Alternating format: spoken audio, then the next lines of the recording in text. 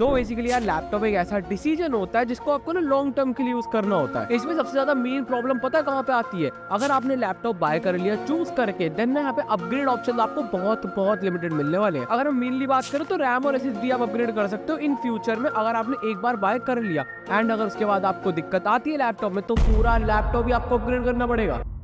And आज की इस वीडियो में ना हम इसी चीज को पूरा डिकोड करेंगे। एंड यहाँ पे टेंशन मत लो, कोई स्पेक्स की इतनी ज्यादा कंफ्यूजन नहीं करूंगा। जो आपका यूज केस है उसमें आपको किस किस कंपोनेंट में सबसे ज्यादा फोकस करना है इसके बारे में मेनली हम बात करेंगे। एंड देखो अगर आपने इन चीजों को ध्यान रख लिया ना अपने यूज केस को देख के, तो मैं गारंटी दे सकता हूँ आप एक बहुत अच्छा लैपटॉप बाय करोगे एंड बाद में रिग्रेट भी नहीं होने वाला। फिर आपको ऑल्सो फिर अपग्रेड कराने की जरूरत भी आपको काफी बाद में ही पड़ेगी। तो सबसे पहले हम बात कर लेते हैं सब्सक्राइब करो। तो सबसे पहले ना यहाँ पे हम बात करनी स्टार्ट करें उससे पहले ना ये यूज केस में से आप कौन से यूज केस के लिए लैपटॉप बाय करना चाहते हो वो चूज कर लो। तो इन यूज केसेस में ना सबसे पहला यूज केस आता है बेसिक यूज के लिए। अगर आप लैपटॉप बाय कर रहे हो जो कि यार यहाँ पे स्टूडेंट्स के लिए होता है मेनली, एंड जो ऑफिस रिलेटेड वर्क करने वाले उनके लिए होता है। सो इन चीजों के लिए ना आप मेनली यार ब्राउजिंग करते होगे, अपने ऑनलाइन क्लासेस अटेंड करने के लिए ये सारी चीजें लैपटॉप चाहिए होगा आपको। और प्लस में ऑफिस रिलेटेड वर्क्स में एमएस ऑफिस एंड उसके साथ साथ ना कंटेंट यहाँ पे कंज्यूम करना चाहते हो, जैसे यूट्यूब पे वीडियोस देखते हो और भी काफी सारी चीजें ये सब करना चाहते हो, तो इन चीजों पे आपको ध्यान रखना है। सबसे पहला तो एसएसडी, ये ना बहुत इंपॉर्टेंट है अगर आप इन चीजों के लिए लैपटॉप बाय कर रहे हो। और यहाँ पे ना बहुत लोग सोचते हैं कि भाई मैं यहाँ पे मेरा बजट कम है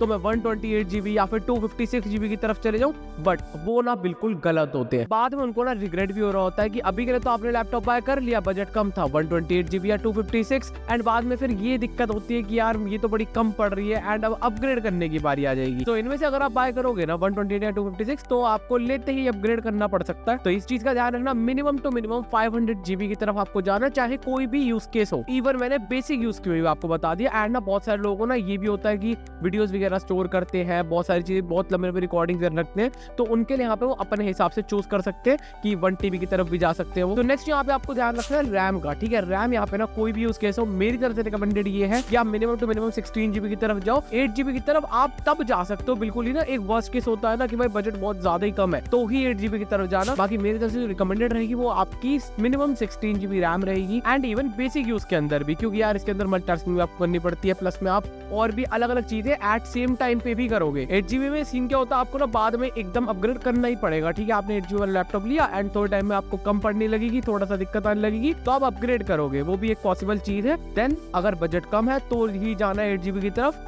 वरना 16 GB की तरफ चले जाना। देन उसके बाद जो नेक्स्ट आती है ना वो है बैटरी लाइफ। यहाँ पे ये बहुत इंपॉर्टेंट चीज होती है किसी स्टूडेंट के लिए या फिर कोई अपना ऑफिस वगैरह पे लेके जा रहा है तो उनके लिए भी बहुत इंपॉर्टेंट चीज है बैटरी। ठीक है, बैटरी यहाँ पे आपको जरूर से चेक कर लेनी है एज पर मॉडल वाइज। अगर हम बात करें, ठीक है, कोई भी मॉडल आप चूज करते हो तो उसमें पता लगता है कि कितना बैकअप आपको ये देने वाला है। ठीक है, और उससे 1-2 घंटे कम ही लगा के चलना। एंड इफ अगर आप लैपटॉप डेडिकेटेड जीपीयू के साथ बाय कर रहे हो ना, अगर आपका उस हिसाब का काम है तो ही आप लेना। अगर इन चीजों के लिए बाय करो नॉर्मली ब्राउजिंग वगैरह वो सारी चीजों के लिए, तो फालतू में ना उसमें आपको बैटरी अच्छी नहीं मिलती है लैपटॉप्स में। हाँ, बट अगर आपका काम थोड़ा ग्राफिक्स रिलेटेड है तो आप जरूर से बाय कर सकते हो उसे। अब नेक्स्ट फाइनल चीज है जो कि ध्यान रखने वाली होती है वो है सीपीयू यानी कि प्रोसेसर। अब इस चीज के अंदर ना बिल्कुल ही ढंग से डीप जाएंगे ना, उसके बारे में काफी सारे वीडियोस बना रखी है, बट इसको एज सिंपल बताऊंगा ना तो आपको मिनिमम टू मिनिमम बाय करना है। ट्राई करना i3 12 जनरेशन से कम वाले प्रोसेसर तो आप बाय मत करना, i3 12 से ऊपर वाले प्रोसेसर बाय करना। मींस जो भी लैपटॉप आप बाय कर रहे हो, इंटेल में तो ये हो गया, एंड AMD की बात करें तो Ryzen 5 5500U आपको बाय करना है इफ बेसिक यूज के लिए बाय कर रहे हो अभी के टाइम पे, या उससे ऊपर वाले प्रोसेसर भी आप बाय कर सकते हो इफ अगर आप न्यू के अंदर बाय कर रहे हो। एंड यार देखो यार, एक बेसिक यूज वर्क आप कर रहे हो तो उसके अंदर आपको एक डेडिकेटेड जीपीयू वाला लैपटॉप लेने की नीड आपको नहीं पड़नी चाहिए,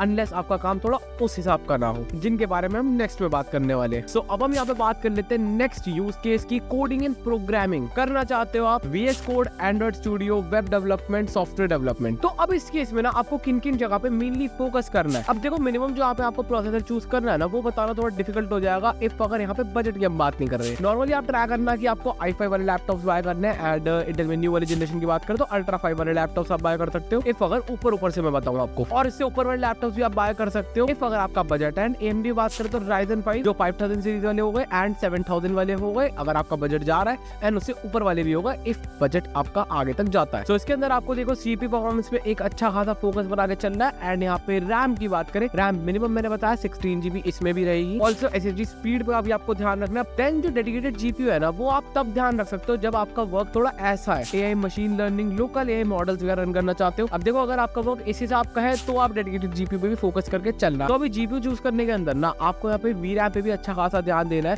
क्योंकि अभी अगर आप भाई कम वीरैम के साथ लोगे तो बहुत लिमिटेशन आ जाती है फिर। तो जो रिकमेंडेड है ना, रिकमेंडेड यहाँ पे आप RTX 4070 वाले लैपटॉप्स की तरफ जाओगे तो ये रिकमेंडेड है। बाकी आपके बजट के हिसाब से, अगर किसी का बजट है तो इससे थोड़ा नीचे की तरफ भी जा सकता है, एंड अगर किसी का बजट अच्छा है तो इससे ऊपर वाले लैपटॉप्स बाय कर सकता है। अब मैं बताता हूँ वो लैपटॉप्स आपको अवॉइड करने हैं कि ना जो यहाँ पे सीपीयू फोकस ज्यादा है, ठीक है, जिनमें सीपीयू अच्छा खासा लगा होता है, जीपीयू यहाँ पे थोड़ा कम लगा होता है। मैं एग्जांपल बताता हूँ, यहाँ पर ना आप लोग देख सकते हो Lenovo Log में i7-13650HX पर उसके साथ में यहाँ पे RTX 4050, HP Victus में Ryzen 7 है बट उसके साथ यहाँ पे RTX 3050 है, एंड MSI Cyberpunk i5-12450H के साथ यहाँ पे RTX 2050 है। तो ये सब लैपटॉप्स ना आप अवॉइड करने का ट्राई करो इस यूज केस में बिल्कुल। सिर्फ अगर आप देखो यार कंटेंट क्रिएटर हो, ठीक है, आप यहाँ पे ना शॉर्ट्स वीडियोस बनाते हो, एडिटिंग करनी है आपको बेसिक लेवल की, फॉर एग्जांपल देखो थंबनेल्स वगैरह भी बनाते हो, यहाँ पे रील्स वगैरह एडिट करते हो, शॉर्ट्स वीडियोस जैसे मैंने बताया यूट्यूब शॉर्ट्स वगैरह एडिट करते हो। ऑल्सो आपको ना साथ के साथ में मैनेजमेंट करनी है। तो इसके अंदर आपको देखो एक तो एक चीज का ध्यान रखना है, रैम 16 GB तो रखनी है, वो एक चीज तो एक बिल्कुल अलग होगी, ठीक है। एंड यहाँ पे आपको ग्राफिक्स कार्ड में भी थोड़ा फोकस करना है। आपको मिनिमम यहाँ पे RTX 3050 वाले लैपटॉप की तरफ ही जाना, क्योंकि यार देखो 3050 से नीचे न्यू में जाने का कोई फायदा नहीं है अगर आप न्यू लैपटॉप ले रहे हो। तो देखो यार क्योंकि ना प्राइसेस काफी ज्यादा बड़े हैं ऑलरेडी, 3050 वाले लैपटॉप भी न्यू की तरफ वैसे तो उतने नहीं है, बट क्या कर सकते हैं, प्राइस बड़े हुए हैं तो 3050 भी यहाँ पे रिकमेंड कर रहे हैं। तो यहाँ पे ना एक रिकमेंडेशन अगर मैं आपको बताऊँ तो अगर आप बैलेंस लैपटॉप लोगे ना तो आपके लिए बिल्कुल परफेक्ट चॉइस रहेगी। बैलेंस लैपटॉप का मतलब ये हो गया सीपीयू और जीपीयू और सारे कंप्यूटर अपने बैलेंस्ड बने हुए हैं, एक चीज पे पूरा फोकस नहीं करा हुआ। उसके बारे में भी अभी हम जब गेमिंग वाले पार्ट को करेंगे उसमें बात करेंगे। अब बात करते हैं इसी चीज को अगर कोई प्रोफेशनली करना चाहता है, जैसे मैंने बेसिक एडिटिंग की बात करी, अगर आपको प्रोफेशनल एडिटिंग करनी है तो मिनिमम जीबी में आप RTX 4050 की तरफ ही जाना एंड ट्राई करना। इफ अगर आपके थोड़े बहुत आप इसमें और पैसे डाल सकते हो तो 32 GB रैम की तरफ आप जाना। ऑल्सो अगर कोई यहाँ पे बड़े लैपटॉप्स लेने की सोच रहा है जैसे कि 550-80 वाले लैपटॉप्स, सो उसके अंदर अगर आपको पोर्टेबिलिटी का इशू नहीं है तो वो लैपटॉप्स मेरे हिसाब से अभी आप बाय मत करो, आप पीसी बिल्ड करा लो, वो ज्यादा बेटर रहेगा। एंड देखो मैं तो यही कहूंगा कि ओवर स्पेंड एक चीज पे करने से अच्छा अगर आप इन चीजों में जा रहे हो, कॉल करते हो, ठीक है, एक एडिटिंग और यहाँ पे गेमिंग, इन दो पे अगर आप ले रहे हो ना तो आप बैलेंस लैपटॉप लोगे तो परफेक्ट चॉइस रहने वाली है, फिर आप सब कर सकते हो उसके अंदर। देन देखो फाइनल आता है गेमिंग लैपटॉप्स। अगर आप स्पेशली यहाँ पे गेमिंग के लिए बात कर रहे हो तो यहाँ पे इसको दो कैटेगरी में डिवाइड करते हैं। एक आ जाता है कंपेटिटिव गेमिंग करनी है आपको और एक आ जाता है AAA गेमिंग।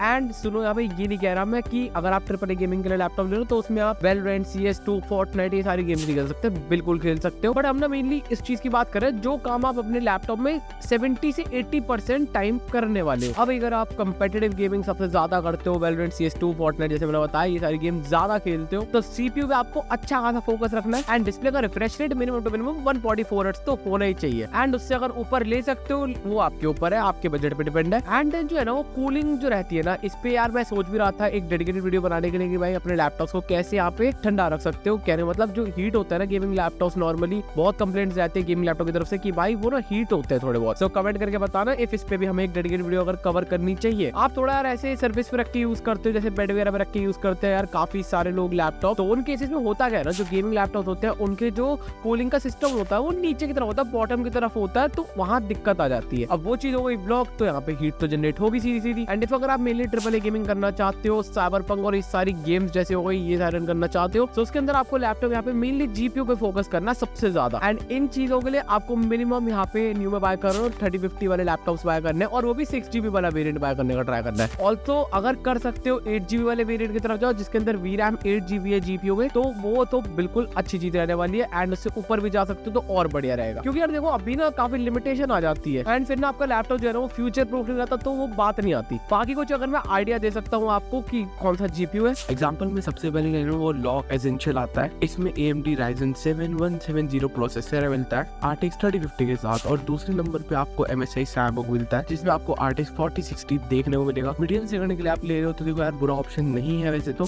और तीसरे में आपको Asus ROG Strix G18 मिलता है, इसमें Core Ultra 9 प्रोसेसर के साथ 5070 Ti आपको मिलेगा, 12GB VRAM मिलती है जो हाई सेटिंग्स पे लॉन्ग टर्म गेमिंग के लिए बहुत बढ़िया है। अब ना सब कुछ यहाँ पे ऑलमोस्ट हमने बात कर ली है। अब कुछ यहाँ पे बात करूँ ना, तो आप जब भी लैपटॉप बाय कर रहे हो ना, आप इसमें पहले ये सोचो कि आप 70 to 80% टाइम आप करने क्या वाले लैपटॉप के अंदर, उस पे मेनली फोकस करके आप लैपटॉप लोगे ना तो बाद में रिग्रेट बिल्कुल भी नहीं होने वाला आपको कि भाई, क्योंकि आपकी ना वो चीज बिल्कुल परफेक्टली चलने वाली है। फिर बाकी आपके पास कौन सा लैपटॉप है या फिर आप कौन सा बाय करने वाले हो कमेंट में जरूर से बताना। बाकी यार आज के लिए तो लाइक कर देना, चैनल को सब्सक्राइब कर देना। बाकी हम मिलते हैं इसकी नेक्स्ट वीडियो में, तब तक के लिए थैंक्स फॉर वॉचिंग।